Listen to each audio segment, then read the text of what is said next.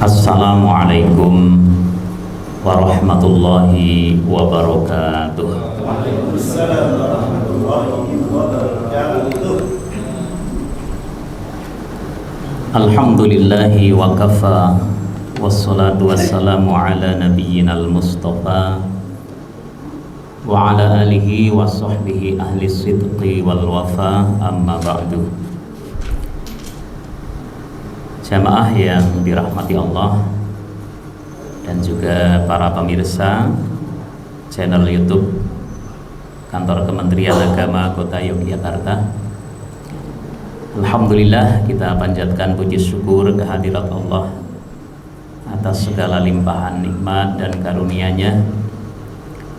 Salawat salam kita sampaikan keharibaan junjungan kita Nabi besar Muhammad sallallahu alaihi wasallam, para keluarga, sahabat dan juga pengikutnya yang setia.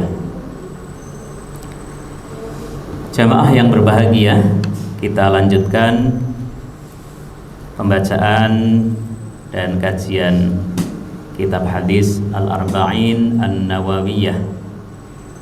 Siang hari ini kita akan membaca hadis ke-34, 35 dan 36. Bismillahirrahmanirrahim. Qala al-muallifu rahimahullahu ta'ala wa nafa'ana Allah bihi wa bi'ulumihi. Al-hadithur rabi'u wa thalathun. Hadis yang ke-34. An Abi Sa'id Al-Khudri radhiyallahu anhu qala. Hadis ini diriwayatkan dari sahabat Abu Sa'id Al-Khudri radhiyallahu anhu. Ia berkata, sami'tu, saya mendengar Rasulullah sallallahu alaihi wasallam yaqul. Nabi sallallahu alaihi wasallam bersabda,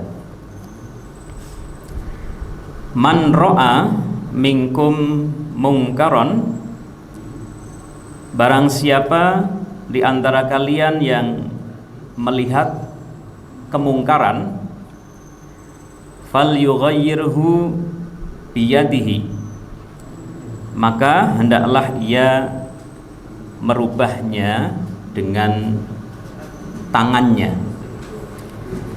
Fa illam yastati',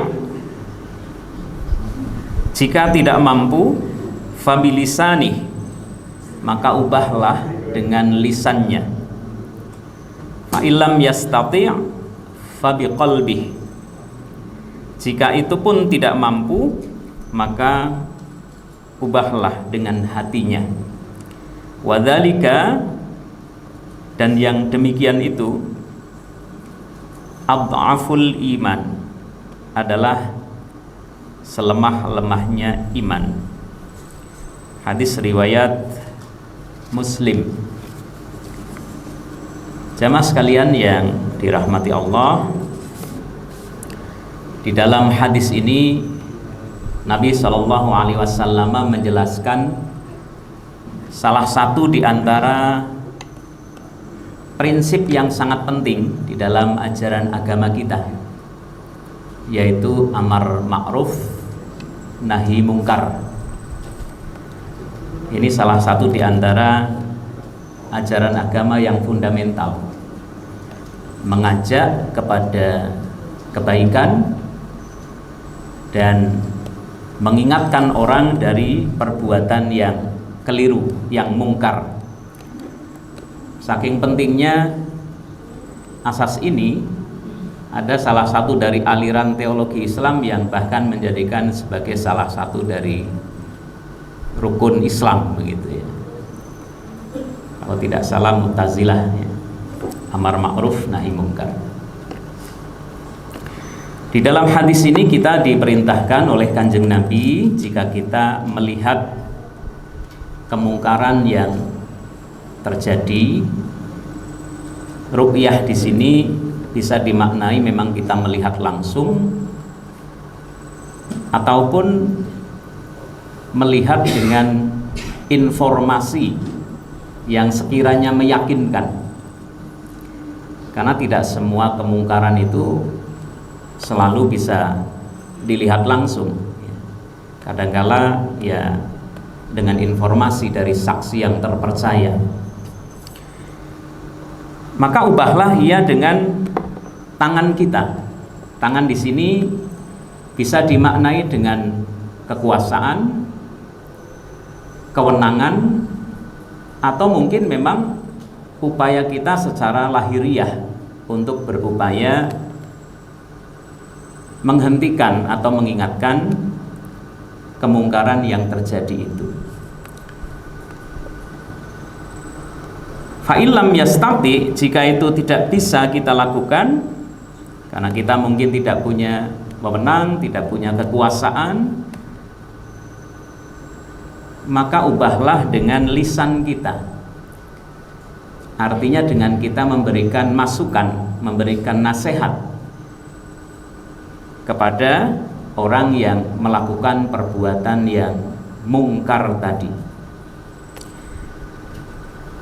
Dan menasehati ini juga salah satu di antara prinsip yang mendasar di dalam ajaran agama kita.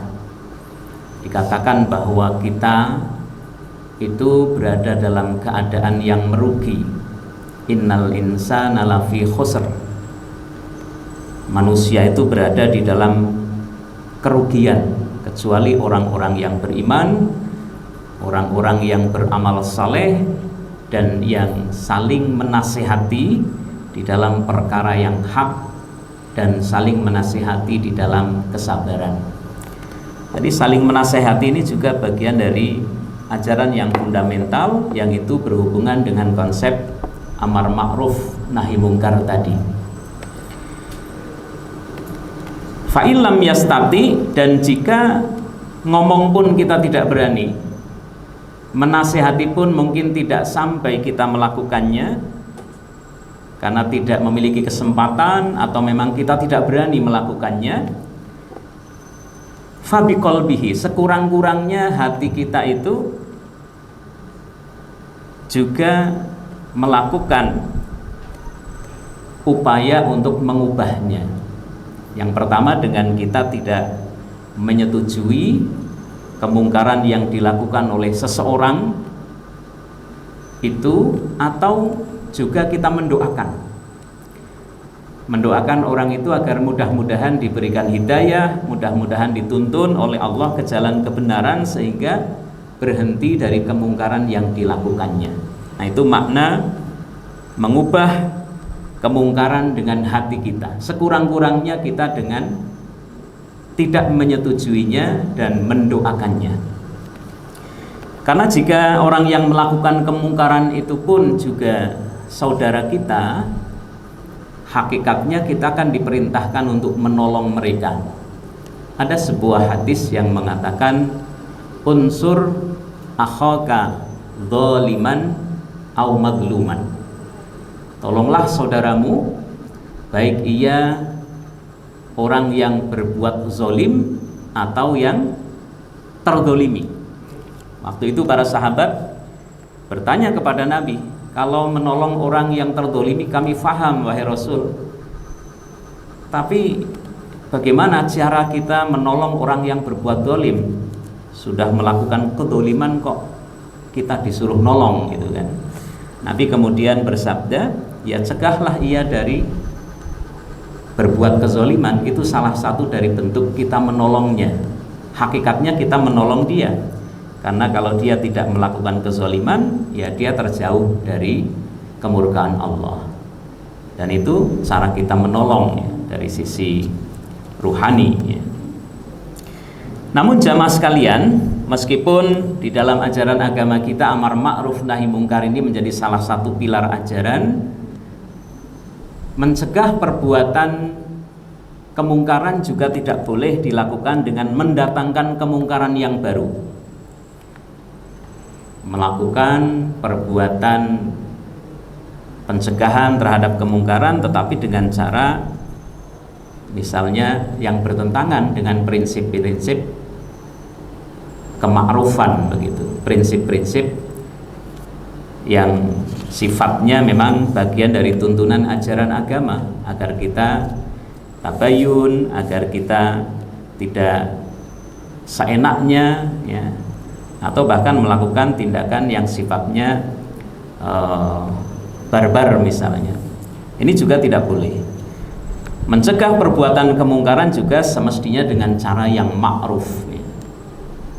Bahkan ketika kita berbicara konteks perbuatan kemungkaran dalam konteks masyarakat dakwah, itu juga kita harus memahami fiqhud dakwah.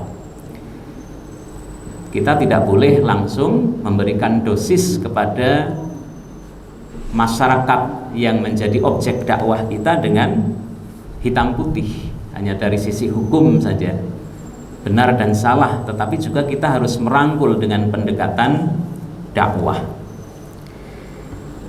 Nah, ini hadis yang pertama, jamaah sekalian.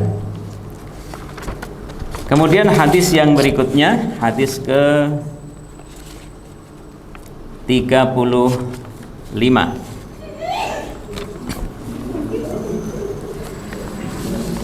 An Abi Hurairah radhiyallahu anhu, hadis dari Abu Hurairah radhiyallahu anhu, qala, ia berkata, qala Rasulullah sallallahu alaihi wasallam, Rasulullah sallallahu alaihi wasallam bersabda, la tahasadu, janganlah kalian saling dengki, wala tanajasu, dan janganlah saling menipu, wala tabaghadu, jangan saling membenci, wala tadabaru, jangan saling membelakangi, tidak mengacuhkan, nyuekin ya. Wala yabi' ba'dukum ala bai'i ba'din, dan janganlah kalian menjual sesuatu di atas penjualan sebagian lainnya. Wa kunu ibadallahi ikhwana, dan jadilah kalian hamba-hamba Allah yang bersaudara. Al muslimu akhul muslim, seorang muslim adalah saudara bagi muslim yang lain. La yadlimuhu, dia tidak menzoliminya. Wala yakdzibuhu, tidak menelantarkannya. Wala yakhduluhu, wala yakdzibuhu, tidak menelantarkannya dan tidak membohonginya. Wala yahqiruhu, dan tidak merendahkannya atau tidak menghinakannya. At-taqwa hahuna, ketakwaan itu ada di sini. Seraya beliau Kanjeng Nabi menunjuk ke dada beliau yang mulia. Bihasbi mri'in minas syarri ayyahqira akhahul muslima, cukuplah seseorang itu dikatakan sebagai orang yang berperangai buruk, ayyahqira, jika ia menghinakan akhahul muslima, saudaranya sesama muslim. Kullul muslim alal muslim haramun, setiap muslim atas muslim yang lainnya itu haram. Apanya? Damuhu, darahnya, wa maluhu, hartanya, wa irduhu, dan kehormatannya. Hadis riwayat Imam Muslim. Jamaah sekalian yang dirahmati Allah, di dalam hadis ini Rasulullah Shallallahu Alaihi Wasallam memberikan banyak pesan atau wasiat kepada kita dalam konteks hubungan dengan sesama muslim, ukhuwah Islamiyah, agar kita jangan melakukan perbuatan-perbuatan buruk yang merendahkan, menghinakan, ataupun merugikan saudara kita. Yang pertama tadi dikatakan la tahasadu, jangan saling dengki. Dan perbuatan dengki ini satu perbuatan yang sangat buruk dan akan merugikan kita sendiri. Merugikan dari sisi bahwa kita akan hidup di dalam bayang-bayang kehidupan orang lain. Orang yang dengki pasti sulit untuk bahagia karena selalu digantungkan angan-angannya kepada kesuksesan orang lain. Di sisi lain, perbuatan dengki, kata Nabi, akan menggerogoti amal kebaikan kita. Iyyakum wal hasad, kata Nabi. Berhati-hatilah, tinggalkan perbuatan hasad itu, perilaku hasad itu, mentalitas hasad itu. Fa innal hasad ya'kulul hasanat kama ta'kulun narul hatab. Karena sesungguhnya kedengkian itu, perbuatan dengki itu akan memakan kebaikan kita seperti api melahap kayu bakar. Jadi salah satu di antara perilaku yang dapat mengurangi pahala yang kita miliki, salah satunya hasad. Jamaah sekalian, bisa menggerogoti pahala kita, mengurangi pahala kita. Dan penyakit hasad ini hakikatnya bukan hanya penyakit hati, tetapi juga bagian dari penyakit keimanan. Di mana letaknya itu? Kita tentu paham bahwa salah satu dari pilar keimanan kita adalah beriman kepada qada dan qadar. Keimanan kita bahwa Allah telah menentukan ketetapannya. Keimanan kita kepada takdir yang Allah tetapkan atas hambanya. Dalam urusan rezeki misalnya, tentu tidak sama antara seseorang dan orang lain di dalam mendapatkan karunia itu, dan juga dalam banyak hal. Orang yang hasad pada hakikatnya adalah orang yang tidak legowo dengan ketetapan Allah, ya. Kalau kita renungkan kan begitu.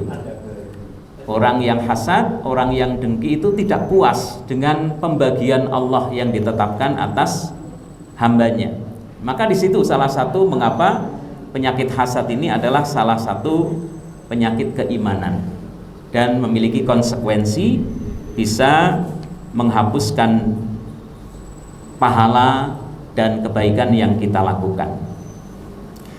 Dan juga kita tidak boleh saling menghina, apalagi menuduh hal-hal yang buruk kepada saudara kita sesama muslim, apalagi menuduh dengan tuduhan yang keji sebagai orang fasik, ya, sebagai ahli bid'ah misalnya, bahkan mengkafirkan misalnya. Ada sebuah hadis yang pantas untuk kita renungkan dalam konteks ini, jamaah sekalian. La yarmi rajulun rajulan, tidaklah seorang laki-laki melemparkan tuduhan kepada orang lain. Ini bukan hanya orang laki-laki, meskipun rajul, ya, tentu maknanya ya manusia, ya. Hanya memang bahasa laki-laki itu banyak dipinjam di dalam, ya, nas gitu, ya. Tidaklah seseorang melemparkan tuduhan kepada orang lain bil fisqi, dengan tuduhan melakukan kefasikan, awil kufri, atau bahkan kekufuran, illar taddat alaihi, kecuali akan kembali tuduhan itu kepadanya. Illam yakun sahibuhu kadalik, kalau orang yang dituduh itu tidak begitu, itu dosanya akan kembali kepada kita.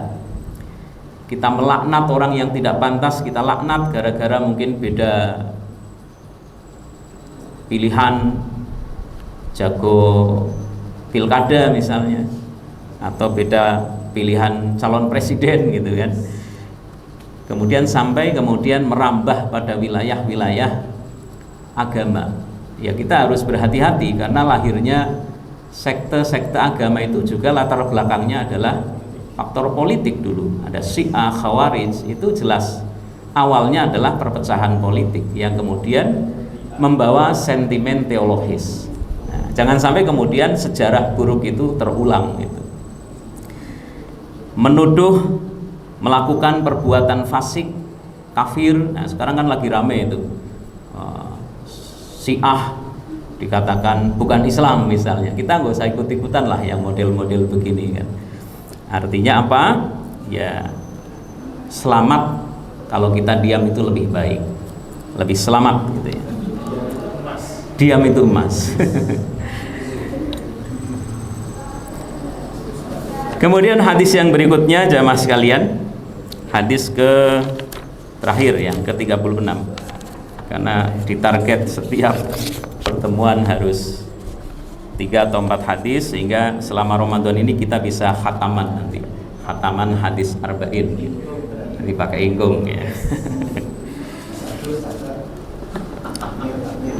Hadis ke-36, an Abi Hurairah radhiyallahu anhu, hadis dari Abu Hurairah radhiyallahu anhu, semoga Allah meridhoinya.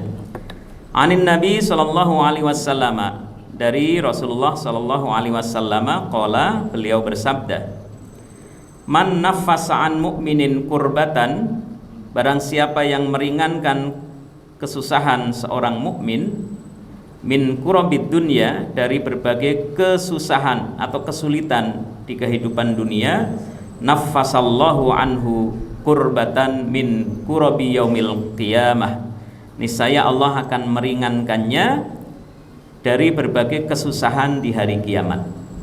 Wa man yassara ala mu'sirin, dan barang siapa yang memudahkan orang yang sedang dilanda kesulitan, yassarallahu alaihi fid dunya wal akhirah, niscaya Allah akan memudahkan baginya, dia diberikan kemudahan di kehidupan dunia dan akhirat. Wa man satara musliman, dan barang siapa yang menutupi aib seorang muslim, satarahullahu fid dunya wal akhirah, maka Allah juga akan menutup aibnya di dunia dan di akhirat. Wallahu fi aunil abdi, Allah selalu menolong hambanya, maka nal abdu fi auni akhihi, selama hambanya juga menolong saudaranya. Wa man salaka tariqan yaltamisu fihi ilman, dan barang siapa yang menempuh jalan untuk memperoleh ilmu, pengetahuan, sahhalallahu bihi tariqan ilal jannah, niscaya Allah akan memudahkan baginya jalan menuju surga. Wa majtama'a qaumun fi baitin min buyutillah, tidaklah satu kaum berkumpul di salah satu rumah Allah, yatluna kitab Allah, mereka membaca kitab Allah, Al-Quran, wa yatadarasunahu, dan mereka mempelajarinya, bainahum, di antara mereka, illa nazalat alaihimus sakinah, kecuali akan diturunkan kepada mereka ketentraman, wa ghasyiyatuhumur rahmah, dan dilimpahkan kepada mereka rahmat, wa haffathumul malaikah, dan mereka dikelilingi para malaikat, wa dzakarahumullahu fiman indah, dan mereka akan disebut-sebut di kalangan hamba Allah di sisinya, yaitu para malaikat. Artinya dibanggakan oleh Allah subhanahu wa ta'ala. Waman bato'a fi amalihi, barang siapa yang diperlambat oleh amalnya, lam yusri' bihi nasabuhu, niscaya tidak bisa dipercepat oleh nasabnya. Jamaah sekalian yang dirahmati Allah, hadis yang terakhir ini juga memiliki banyak sekali pesan. Kita biasanya mendapati hadis ini potongan-potongannya, ternyata ini satu kesatuan. Jadi dalam satu riwayat yang man salaka tariqon, ini kan hadis yang sering dinukil ya oleh para penceramah, kemudian man nafasa an mukmin ya, dan seterusnya, itu biasanya dipotong-potong, padahal ini satu kesatuan ya. Di dalam hadis ini kita diperintahkan untuk saling peduli kepada saudara kita, saling menolong, meringankan kesusahan saudara kita.